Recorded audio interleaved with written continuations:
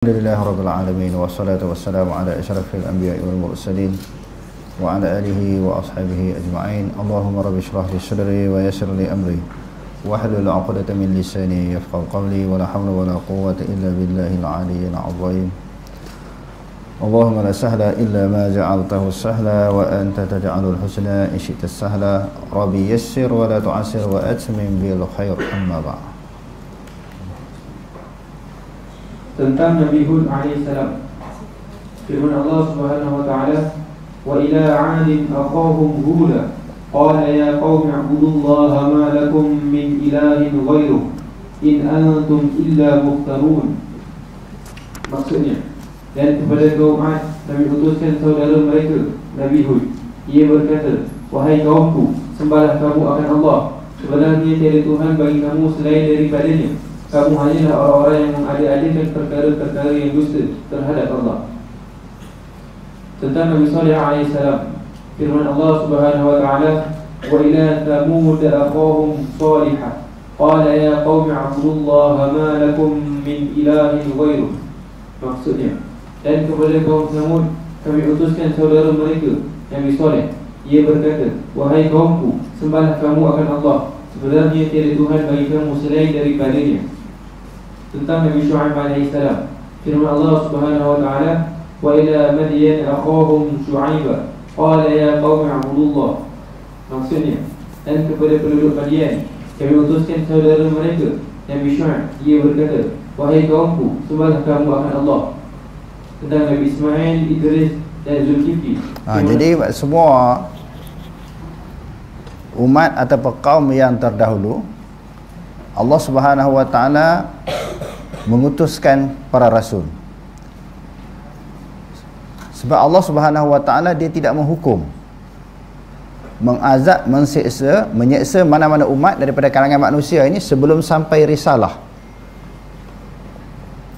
Sebahagian daripada perbahasan yang telah kita sebut pada pelajaran kita yang lalu, atas rahmat kasih sayang Allah Ta'ala ni, Allah Ta'ala yang bersifat maha pengasih, maha penyayang, dia tak akan azab walaupun orang tu sesat.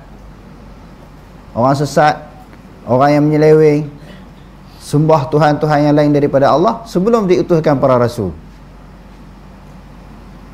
Sebab kalau tidak ada risalah sampai kepada mereka, bagaimana manusia nak beriman?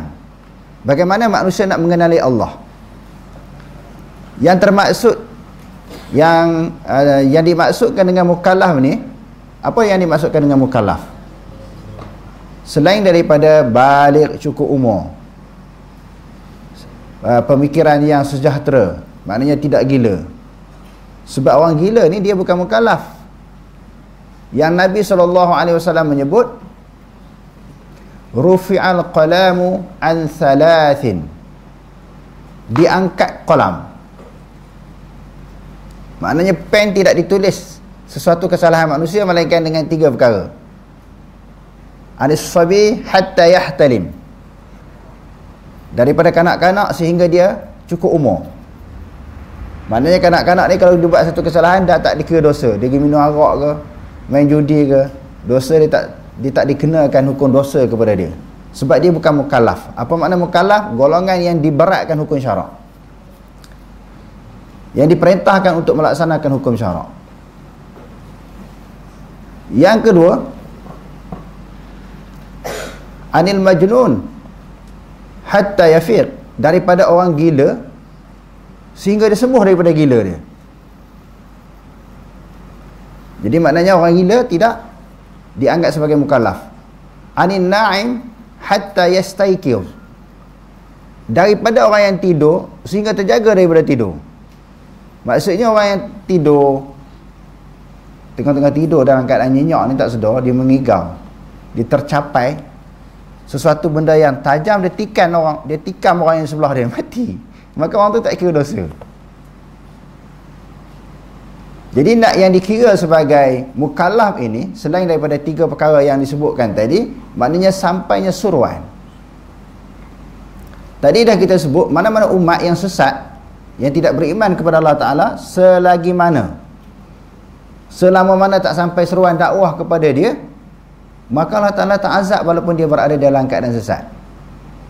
Sebab itu sebahagian daripada pendapat ulama, golongan ahlul fatrah yang hidup di antara dua zaman. Hari itu dah kita bahas panjang kan. Dia tak sempat nak terima Nabi yang terdahulu dan juga Nabi yang selepas. Dia duduk tengah-tengah, baina al-zimataini. Di dalam kitab-kitab tauhid disebut hidup di antara dua zaman. Tak pernah bertemu dengan Nabi yang sebelumnya dan juga Nabi selepas. Sebagaimana golongan manusia yang tidak sempat bertemu dengan Nabi Isa dan juga Nabi Muhammad SAW.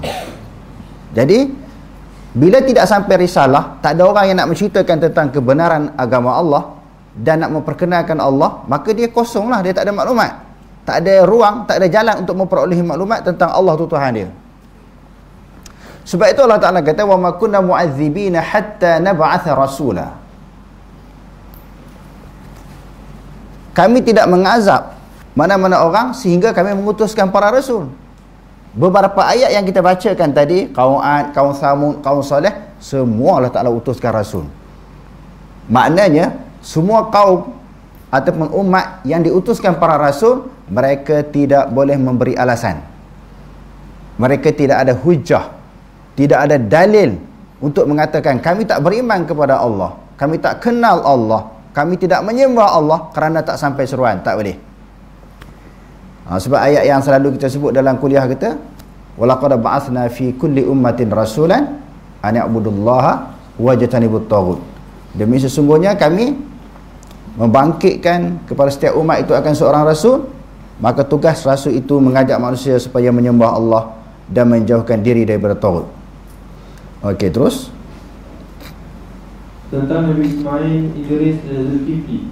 Firman Allah Subhanahu wa taala, wa Ismail wa Idris wa Zulkifli kullum minas sabirin. Maksudnya, dan demikianlah pula Nabi Ismail dan Idris serta Zulkifli, semuanya adalah dari orang-orang yang sabar. Semua Nabi ni dia sabar. Ayat yang kita baca semalam apa dia? Walaqad kuzzibat rusulun min qablik wa udhu hatta atahum nasruna. Sebelum tu Allah Ta'ala kata apa? Fasabaru ala ma kuzzibu. Semua rasul-rasul ni fasabaru ala ma kuzzibu. Mereka sabar terhadap sesuatu perkara yang didustakan terhadap mereka. Kalau tak sabar, tak boleh memperjuangkan Islam. Sebab kita baca dalam dalam hadis yang sahih, ada di kalangan pengikut para Nabi itu 40 orang, ada yang 2 orang, ada yang tak ada pengikut. Bertahun-tahun, puluh tahun, ada yang ratus tahun. Bilangannya sangat kecil, sebagaimana Nabi Nuh alaihi salam. Pengikut dia tak ramai. Sebab itu fasabaru ala ma kuzzibu. Mereka sabar terhadap sesuatu yang didustakan. Maknanya penentangan daripada kaum mereka, daripada umat mereka, mereka sabar. Jadi pengajaran yang besar bagi kita sebagai pejuang-pejuang Islam, sebagai pendakwah ni, kalau tak ada bekal kesabaran, tak boleh berjuang. Kita akan rasa susah hati, tertekan, stres, tension, tak ada pengikut, tak ada orang nak sokong. Lagi kita terang, lagi orang lawan. Lagi kita sebut, lagi orang buat lawyer buruk, lagi orang tak nak ikut. Jadi hilang kesabaran. Jadi kita kena ingat, antara kita dengan para Nabi, mana paling hebat? Kalau Nabi ditolak, ditentang, didustakan, apa masalah kita kalau orang marah kat kita? Masalah ditolak, ditentang, dimarahi, itu bukan isu. Isu yang besar, betul tak apa yang kita bawa ini berbetulan dengan Quran hadis. Itu isu yang besar. Bukan masalah orang sokong tak sokong, ada pengikut tak ada pengikut. Kalau ramai pengikut pun, benda hak kita bawa tu benda salah. Tapi penyokong ramai, followers ramai, 1,000, 10,000, 100,000. Tapi apa yang kita bawa tu salah. Yang tu jadi isu, jadi masalah besar. Kita tak boleh bawa sesuatu benda yang salah dengan Quran dan hadis walaupun kita ramai penyokong. Jadi para Nabi ni bukannya ramai pun penyokong, tetapi mereka duduk di atas jalan yang benar. Okey, terus tentang Nabi Muhammad SAW. Firman Allah Subhanahu wa taala, Muhammadur Rasulullah walladzina ma'ahu asyidda'u 'alal kuffari ruhama'u bainahum. Maksudnya, Nabi Muhammad SAW ialah Rasul Allah, dan orang-orang yang bersama dengannya bersikap keras dan tegas terhadap orang-orang kafir yang memusuhi Islam. dan sebaiknya bersikap kasih sayang serta belas kasihan sesama sendiri, iaitu Islam. Jadi kita sebahagian daripada orang Islam ni dia terbalik. Dipanggil apa? Terbalik kok. Orang kafir ni dia raih sungguh, dia hormat sungguh. Kafir hak dimasukkan di sini kafir hak lawan lah. Kalau hak tak lawan Islam tak ada masalah. Yang kita baca ayat 8, ayat 7 dengan ayat 8 surah Mumtahanah tu kan. Yang Allah Ta'ala tak melarang kamu buat baik kepada kafir yang tak memusuhi Islam. Tetapi yang memusuhi Islam kita kena bersikap keras dan bersikap maknanya jelas, tegas. Bukan kita berlakon depan orang kafir, konon-kononan nak ambil hati. Tapi dengan sesama Muslim, orang Islam, kita marah pula, kita kelahi pula, kutuk pula, fitnah pula, tuduh pula. Itu bukan sikap para sahabat yang bersama dengan Nabi SAW. Selain daripada Nabi, kita kena ikut para sahabat. Sebab tu disebut dalam banyak hadis ashabikan nujum, sahabat-sahabatku ramainya bilangan mereka sebagaimana bintang di langit.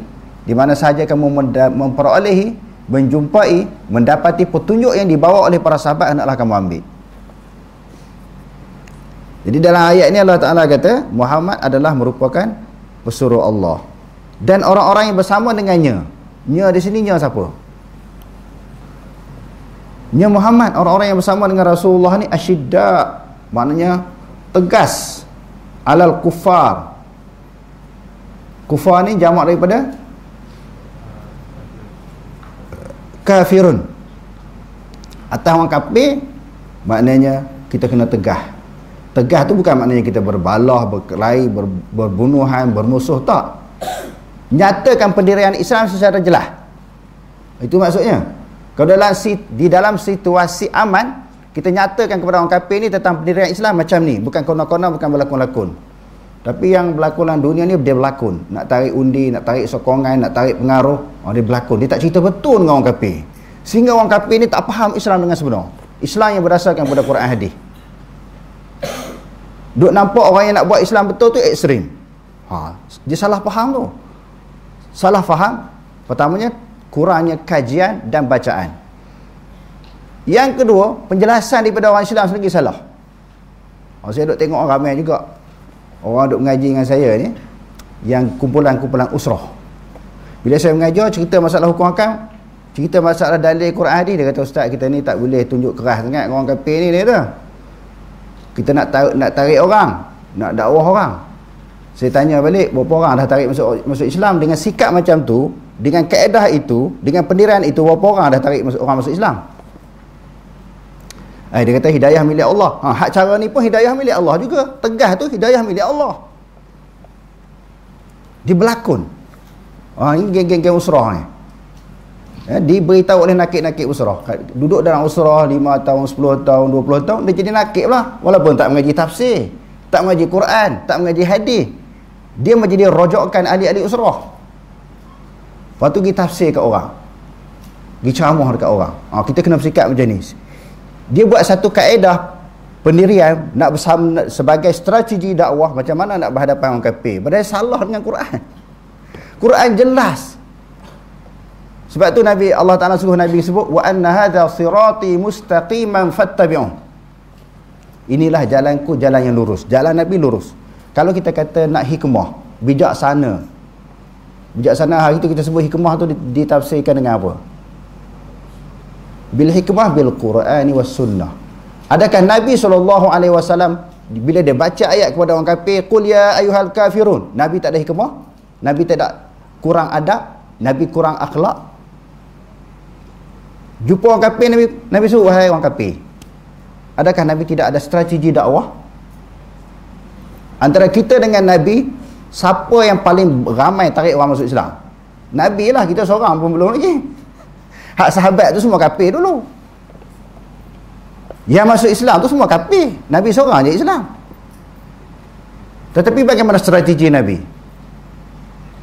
Masalah akidah, fiqh, tasawuf, dakwah, semuanya kena rujuk Quran hadis. Tak boleh buat pandai-pandai sendiri, buat kaedah sendiri, tak boleh.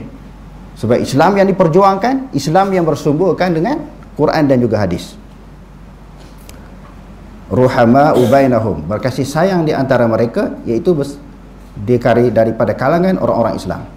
Okey, terus tentang nabi-nabi lain, firman Allah Subhanahu wa taala, "Tilka hujjatuna atainaha Ibrahim ala qaumi narfa'u darajatin man nasha' inna rabbaka hakimun 'alim wa wahabna lahu Ishaqa wa Ya'qub kullan hadaina wa Nuhan hadaina min qabl ومن ذريته داود وسليمان وأيوب ويوسف وموسى وهارون وكذلك نجزي المحسنين وزكريا ويحيى وعيسى وإلياس كل من الصالحين وإسماعيل واليسع ويونس ولوطا وكلا فضلنا على العالمين وتلك حجتنا.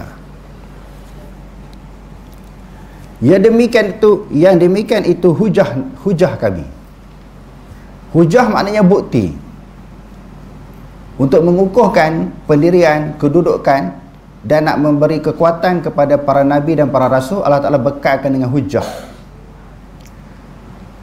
Sebahagian daripada maksud hujah di sini adalah mukjizat yang Allah Ta'ala sebut di dalam surah Al-Baqarah juzuk yang ketiga. Tilka rusulu faddalna ba'dahum ala ba'd. Ya, demikian itu para rasul yang kami lebihkan mereka, sebahagian mereka dengan sebahagian yang lain, sebagai satu bekalan kepada mereka untuk memberi kekuatan berhadapan dengan kaum mereka.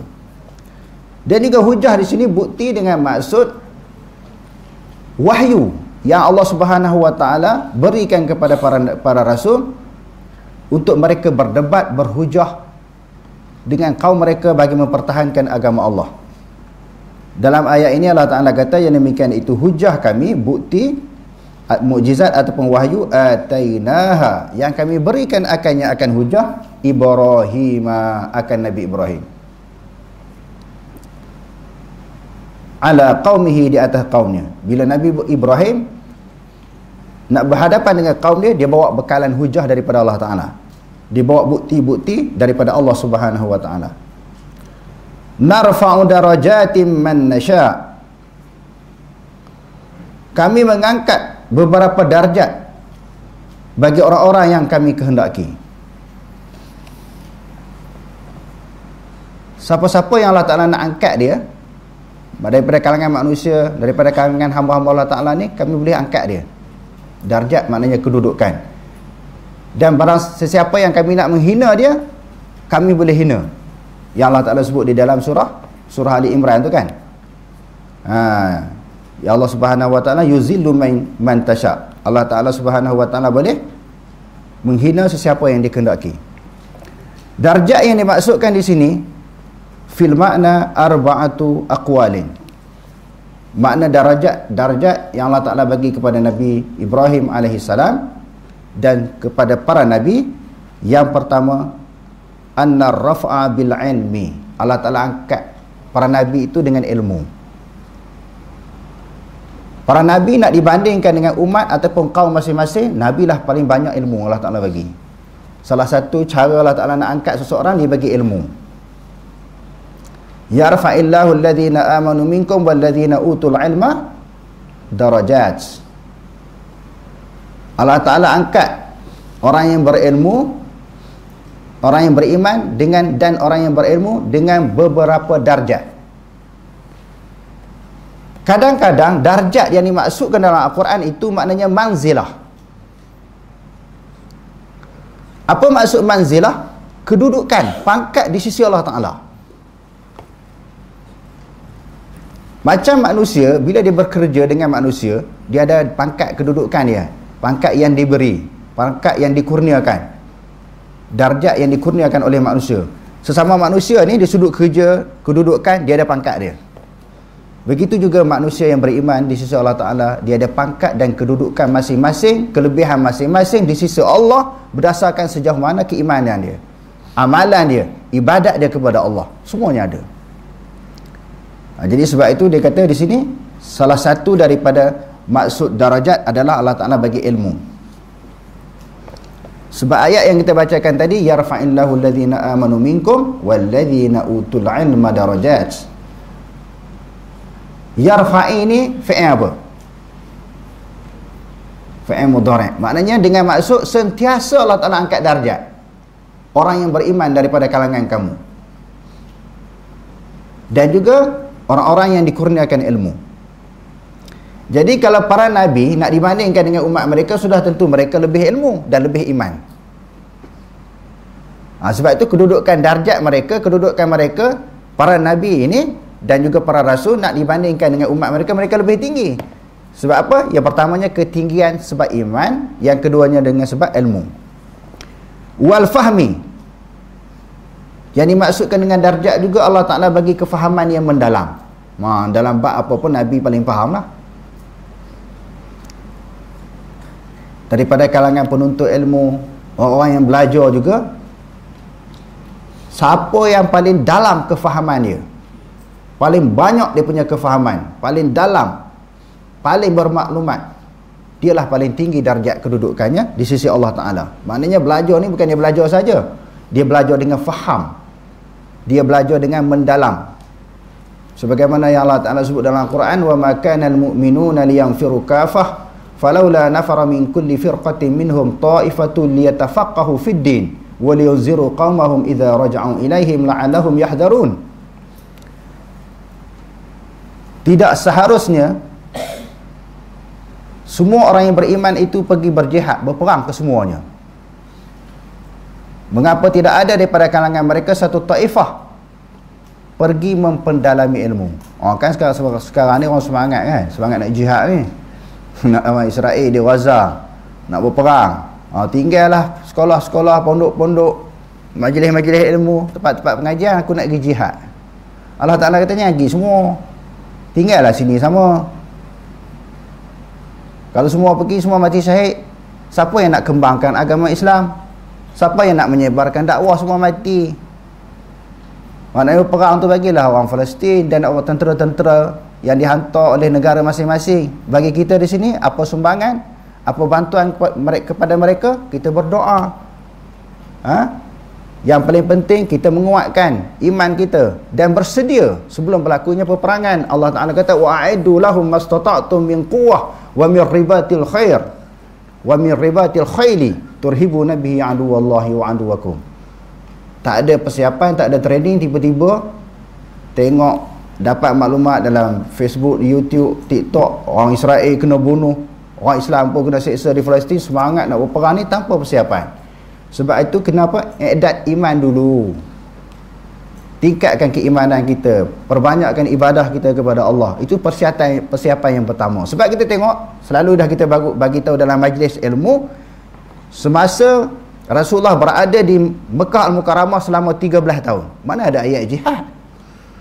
Sahabat diseksa, dipenjara, sebahagian mereka dibunuh. Bilal bin Rabah kita tahu cerita kan, diikat tangan dia, diletakkan batu yang besar atas dada dia, ditarik di tengah padang pasir yang panas, dia sebut ahad, ahad, ahad. Masa tu mana ada ayat jihad? Sebab tu iman lemah. Kalau Allah Ta'ala takdirkan, fardukan kewajipan jihad, mana orang boleh berani pergi perang kecuali Rasulullah seorang je. Sebab baru masuk Islam, iman tak kuat. Kerana peperangan ini melibatkan nyawa, harta benda. Kalau tanpa iman tak boleh berperang. Sebab itu Allah Ta'ala kata kutiba alaikumul qitalu wa huwa kurhul lakum. Diwajibkan kamu berperang, tetapi peperangan itu suatu perkara yang kamu tak suka. Sebab dia berhadapan dengan suatu musibah, masalah yang besar. Jadi dalam menuntut ilmu dikata liyatafaqahu fiddin. Hendaklah mereka memperdalami ilmu, belajar dengan mendalam, kefahaman yang benar, kefahaman yang betul-betul. Sebab tu saya bila mengajar pelajar, saya selalu tanya, entah ketika ustaz mengajar ni, entah faham berapa peratus? Ada yang kata saya faham 50%, 70%, 90%. Tak boleh saya kata, mesti kena faham 100%. Kalau faham 90%, 10% dia tak faham. Hari ni 10%, besok 10%. Kalau 2 tahun duduk sini, 3 tahun duduk sini, berapa peratus dia tak faham ilmu tu? Sebab tu kena faham 100%. Nak faham macam mana? Kaji, bertanya, bermuzakarah, berbincang. Kena faham 100%. Sebab liyatafaqahu fiddin. Hendaklah mereka memperdalami ilmu. Bukan belajar sahaja, memperdalami. Faham dengan tafakuh, dengan mendalam. Dia kata yang dimaksudkan dengan darjat yang Allah Ta'ala bagi kepada para Nabi, khususnya Nabi Ibrahim ini, diangkat dengan ilmu. Annar raf'a bil ilmi wal fahmi wal ma'rifah. Kenal sungguh Allah Ta'ala ni. Sebab tu ketika Allah Ta'ala sebut dalam Quran dalam surah Al-An'am tu, dia tengok bintang, ini bukan Tuhan. Tengok bulan, bukan Tuhan. Dia tengok matahari, ini bukan Tuhan. Tuhan, sebab dia tengok matahari bintang sekejap ada, sekejap tak ada. Matahari ini siang ada, malam tak ada. Oh, ni bukan Tuhan. Boleh ada, boleh tak ada. Allah Ta'ala tu kekal selama-lamanya, sentiasa ada. Jadi dia kenal Allah Ta'ala tu, kenal sungguh. Sebab tu dia kata ma'rifah. Yang kedua, darjat yang kedua, wasani bil istifa lir risalah. Darjat yang kedua dengan pilihan Allah Subhanahu wa Ta'ala dengan risalah, kerasulan. Para rasul adalah pilihan Allah, lantikan dan pilihan dan lantikan daripada Allah Ta'ala. Maksud darajat yang ketiga, wassalisu bis sakha. Allah Ta'ala angkat darjat yang ketiga Nabi Ibrahim ini dengan pemurah. Nabi Ibrahim ni tadi, ingat tak cerita dalam Quran tu? Nabi Ibrahim bila malaikat datang bertemu dengan dia dalam keadaan usia dah tua, malaikat jumpa dia nak bagi khabar gembira isteri dia akan mengandung. Dia pun rasa terkejut dan malu. Isteri dia tutup muka. Dia dah tua, isteri dia pun tua, bagaimana boleh dapat anak? Waktu malaikat kata Allah Ta'ala, kerja Allah Ta'ala ni, Allah Ta'ala boleh buat apa sahaja. Ketika malaikat datang ke rumah dia, dia hidang apa kepada tetamu? Dia sembelih lembu, bakar anak lembu. Sebab tu sakha, dia ni sangat pemurah. Patutnya bila seorang datang bagilah ayam ke itik ke kan, paling tinggi kambing, lembu dia bagi, nak menunjukkan sifat dan sikap pemurahnya Nabi Ibrahim. Ini memang kebanyakan orang Arab kita tengok kan, memang sangat pemurah. Walaupun tak apa kenal sehari dua, pergi rumah dia mesti dia sembelih. Kalau saya duduk di Pakistan dulu, pergi rumah orang Afghanistan, Pakistan, sembelih kambing. Kita datang 2-3 orang kan, kambing bukan nak boleh habis sampai 3 orang. Mungkin 10 orang, 20 orang baru habis, sembelih kambing. Apatah lagi orang Afghanistan yang miskin, yang susah tu, dia tengok apa yang ada di rumah dia, kambing dia sembelih. Ini suatu sikap yang pemurah yang diambil contoh daripada para Nabi. Para Nabi memang sangat pemurah. Begitu juga Rasulullah SAW di dalam hadis yang diriwayatkan oleh Imam Bukhari. Rasulullah ni sangat pemurah. Lebih-lebih lagi ketika masuknya bulan Karihil Mursalah, lebih-lebih lagi masuk bulan Ramadan, pemurah Rasulullah tu sebagaimana angin yang bertiup, tak ada henti pemurah. Sedangkan Rasulullah bukan orang kaya. Hari-hari biasa, bulan-bulan biasa, pemurah. Lebih-lebih lagi dalam bulan Ramadan. Jadi darjat yang pertama, yang keempat, yang keseterusnya ini Allah Ta'ala angkat, iaitu dengan pemurah. Bukan senang orang nak jadi pemurah ni. Pemurah ni bukan mesti orang kaya, tapi hati, mempunyai hati yang bersih. Itu darjat juga. Jadi pemurah ini adalah merupakan suatu darjat, satu ketinggian, satu kedudukan di sisi Allah. Warabi'u bihusnil khuluqi. Darjat yang dimaksudkan yang keempat ini adalah baiknya budi pekerti. Salah satu darjat yang tinggi di sisi Allah Ta'ala, orang mempunyai akhlak yang baik. Inna rabbaka hakimun alim. Sesungguhnya Allah Ta'ala, sesungguhnya Tuhan engkau adalah maha bijaksana dan maha mengetahui. Bijak di dalam menentukan, di dalam membuat keputusan. Alim, mengetahui semua perkara. Alimun, sirah apa ni? Raja kitab. Sirah apa? Alimun. Isim fa'il. Alimun pun isim fa'il. Ini sirah apa? Selalu kita sebut. Tak ingat? Lafaz apa ni? Basirun, alimun. Salah. Balik ni tengok pula. Dia panggil sirah mubalaghah. Suatu lafaz yang bersangatan, sangat-sangat mengetahui. Wa wahabna lahu Ishaq, dan kami kurniakan baginya Ishaq, maknanya zuriat daripada Nabi Ibrahim alaihissalam. Wa Yaquba, dan juga Yaqub. Kullan hadaina, semua mereka itu kami bagi petunjuk, bagi hidayah, yakni kepada para nabi. Wa Nuhan hadaina min qab, Nabi Nuh kami bagi hidayah sebelum tu lagi, kerana kemunculan Nabi Nuh sebelum nabi-nabi yang disebutkan tadi. Wa min dzurriyyatihi, dan sebahagian daripada min maknanya litab'id, dan sebahagian daripada zuriatnya, zuriat Nabi Ibrahim, Daud, Sulaiman, Ayub, Yusuf, Musa dan juga Harun. Mereka itu semua kadzalika najzil muhsinin. Yang demikian itu kami memberi balasan orang-orang yang melakukan kebaikan. Wa Zakaria wa Yahya wa Isa wa Ilyas kullun minas salihin. Semua mereka ini adalah orang-orang yang saleh. Wa Ismail wal Yas'a wa Yunus wa Luta kullan faddalna 'alal 'alamin. Semua mereka itu kami lebihkan di atas sekalian alam. Apa maksud lebihkan daripada sekalian alam? Alam, yakni zaman mereka, mereka lebih. Sebab apa kita kata alami di situ? Alam mereka. Kalau dibandingkan dengan Nabi Muhammad, Muhammad lebih mulia. Khatimul anbiya wal mursalin. Nabi Muhammad paling tinggi daripada kalangan ulul azmi pula. Lepas ni kita akan jumpa bab ulul azmi. Nabi Muhammad ketua ulul azmi. Alami yang dimaksudkan di sini maknanya alam pada zaman tu. Sebab ya bani Israil azkuru ni'mati Allahu allati an'amtu alaikum wa anni faddaltukum 'alal alamin. Allah Taala bagi kelebihan kepada Bani Israel alam pada zaman tu. Pada zaman tu. Okey, terus. Daripada bilangan para rasul tersebut, 4 orang antara mereka adalah berbangsa Arab, iaitu Hud, Saleh, Syu'aib dan Nabi Muhammad SAW. Hal ini dapat dilihat dalam hadis riwayat Abu Dzar radhiyallahu anhu. Wa arba'atun min al-Arab Hud wa Salih wa Syu'aib wa nabiyyuka ya Abu Dzar.